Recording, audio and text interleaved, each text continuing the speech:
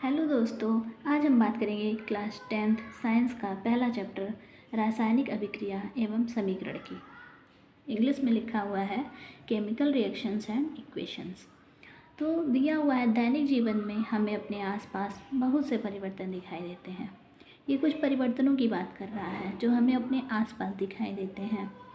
तो इनमें दे रहा है इन परिवर्तनों में एक या अधिक पदार्थ सम्मिलित हो सकते हैं। इनमें से कुछ परिवर्तन पदार्थ की भौतिक अवस्था जैसे बर्फ का गलना, जल का जमना, जल का वाष्पीकरण आदि, तथा कुछ परिवर्तन पदार्थ की रासायनिक अवस्था जैसे दूध का फटना, जंग का लगना, किण्वन, दहन, संश्लेषण, परमाणु विस्फोट आदि में होते हैं। आप कैसे जानेंगे कि मतलब कौन सा भौतिक परिवर्तन हो रहा है, कौन सा रासायनिक परिवर्तन हो रहा है। आखिर दूध फट रहा है तो दूध फट रहा है तो वो भी एक प्रकार का परिवर्तन है, और पानी जम जा रहा है वो भी एक प्रकार का परिवर्तन है। तो कैसे हम इसको जानेंगे कि कौन सा भौतिक परिवर्तन हो रहा है, कौन सा रासायनिक परिवर्तन हो रहा है। तो परिवर्तन वैसे नॉर्मल दो प्रकार का होता है, एक होता है भौतिक परिवर्तन, एक होता है रासायनिक परिवर्तन। ठीक है, भौतिक परिवर्तन वह परिवर्तन होता है जिनमें पदार्थ की भौतिक अवस्था, आकार, गुण आदि तो परिवर्तित होते हैं, लेकिन रासायनिक संगठन एवं द्रव्यमान में कोई परिवर्तन नहीं होता और न ही कोई नया पदार्थ बनता है। वो हमारा कहलाता है भौतिक परिवर्तन। भौतिक परिवर्तन वह परिवर्तन होता है जिसमें कोई नया पदार्थ नहीं बनता है। ठीक है, कोई नया पदार्थ नहीं बनता है, वो हमारा क्या होता है भौतिक परिवर्तन। देखिए यहाँ पे लिखा हुआ है कोई नया पदार्थ नहीं बनता है। इसका एग्जाम्पल क्या क्या हो जाएगा, पानी को हम जमाएंगे तो क्या बनेगा, बर्फ़ बनेगा। कोई नया पदार्थ बन रहा है, नहीं बन रहा है, क्योंकि बर्फ़ जो बनेगा उसको फिर से हम गला देंगे तो हमको पानी मिल जाएगा। हो रहा है ना, तो वो हमारा क्या कहलाएगा भौतिक परिवर्तन। जल का वाष्पीकरण, जल को हम गर्म करते हैं तो भाप बनने लगता है, भाप फिर ठंडा होने के बाद भाप भी तो पानी बन जाता है, तो कोई नया पदार्थ नहीं बन रहा है। ये कौन सा परिवर्तन होगा, भौतिक परिवर्तन। अब रासायनिक परिवर्तन क्या होता है, पदार्थ में होने वाले वे परिवर्तन जिनमें पदार्थ के अणुओं का रासायनिक संगठन व द्रव्यमान परिवर्तित होकर एक से अधिक नए पदार्थ बनाते हैं, रासायनिक परिवर्तन कहलाते हैं। यानी कि रासायनिक परिवर्तन वह परिवर्तन होता है जो परिवर्तित होने के बाद से नया पदार्थ बनाता है और उसको फिर से हम अपने पहली वाली अवस्था में नहीं ले आ सकते हैं, वो हमारा कहलाता है रासायनिक परिवर्तन। भौतिक परिवर्तन में क्या हो रहा था, परिवर्तित होने के बाद उसको हम उसकी पहली अवस्था में वापस ले जा सकते हैं। जैसे पानी जम के बर्फ़ बन रहा था तो बर्फ़ को हम गला देंगे तो क्या बन जाएगा, पानी। लेकिन रासायनिक परिवर्तन, दूध अगर फट जाता है तो उस फटे हुए दूध को वापस से हम अच्छा वाला सही दूध नहीं बना सकते हैं। फटा दूध फिर वापस दूध में बदल जाएगा, नहीं बदलेगा। ठीक है, इसका एग्जाम्पल हो जाएगा जैसे छोटे छोटे टुकड़ों में अगर किसी कागज़ को हम फाड़ देते हैं तो वो क्या होता है, हमारा भौतिक परिवर्तन होता है। क्यों, क्योंकि कागज़ तो फाड़ रहे हैं लेकिन है तो वो कागज़, लेकिन अगर उसी कागज़ को हम जला देंगे तो वो हमारा रासायनिक परिवर्तन कहलाएगा। कैसे, कागज़ को हमने जला दिया, कागज़ का अस्तित्व ही खत्म हो गया, कागज़ जल गया तो वो क्या बन जाएगा, राख बन जाएगा, तो वो हमारा कहलाता है रासायनिक परिवर्तन। ठीक है, भौतिक परिवर्तन, रासायनिक परिवर्तन, आई होप आप लोगों को समझ में आ गया होगा।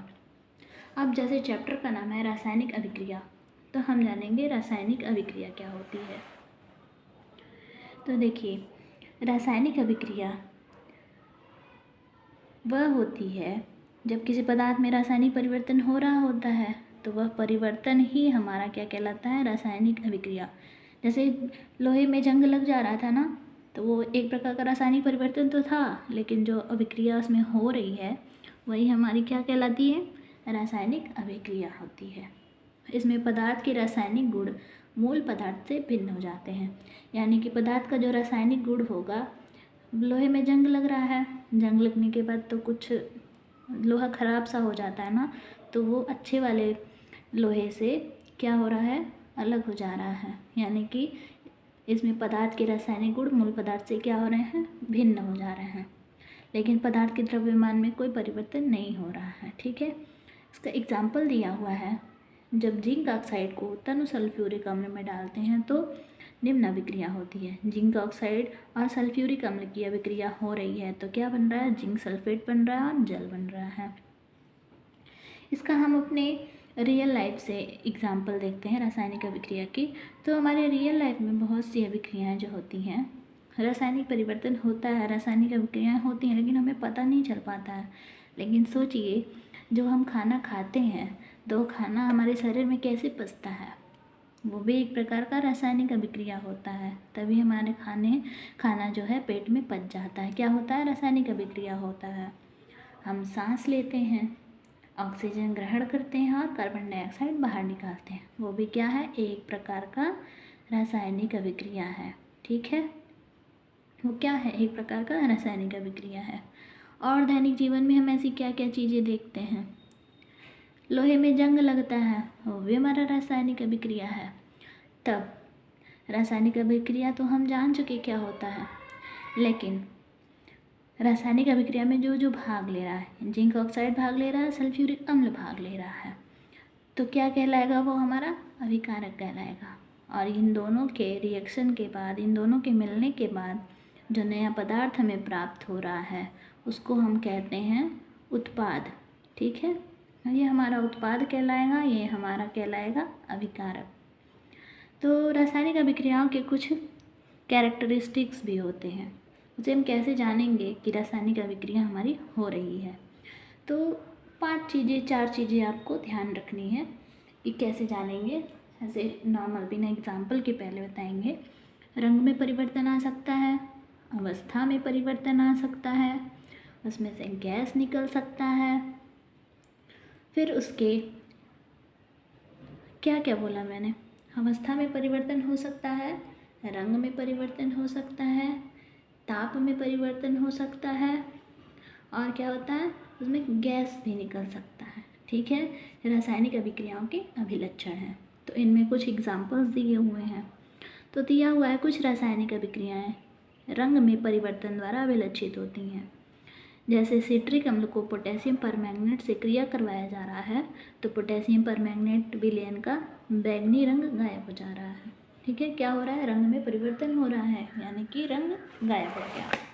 ठीक है, फिर कुछ एग्जाम्पल दिया हुआ है हमारा।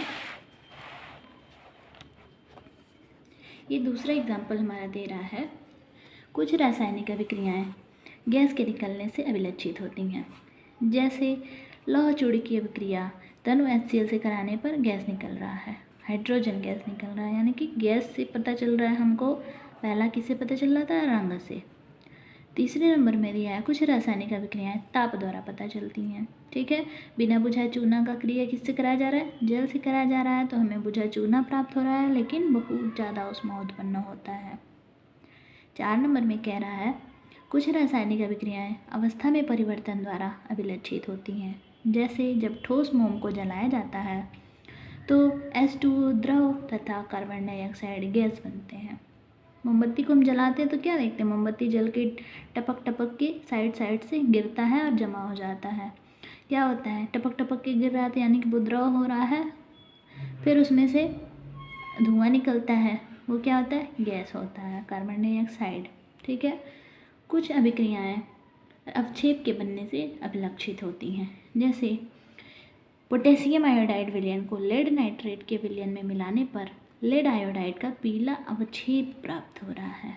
ठीक है, हमारे कितने प्रकार के कैसे पता चल रहा है, 5 प्रकार से हमको पता चल रहा है। ये हमें 5 प्रकार से पता चल रहा है कि कैसे रासायनिक अभिक्रियाएं हो रही हैं। सबसे पहला बोलिए मेरे साथ, रंग में परिवर्तन, गैस निकलना, ताप द्वारा, अवस्था में परिवर्तन, और एक क्या, अवक्षेप मिलना। रंग बदल जा रहा है, रंग में परिवर्तन, गैस निकलना, ताप द्वारा, अवस्था में परिवर्तन, और क्या हो रहा है, अवक्षेप प्राप्त हो रहा है। ठीक है, इसके बाद कुछ क्रियाकलाप दिए हुए हैं आपके बुक में, जैसे 1.1 भी दिया हुआ है, 1.2 है, 1.3 है। ठीक है, इसके बाद हम जानेंगे रासायनिक समीकरण क्या होता है, जिसकी चर्चा हम अगले वीडियो में करेंगे। Thank you.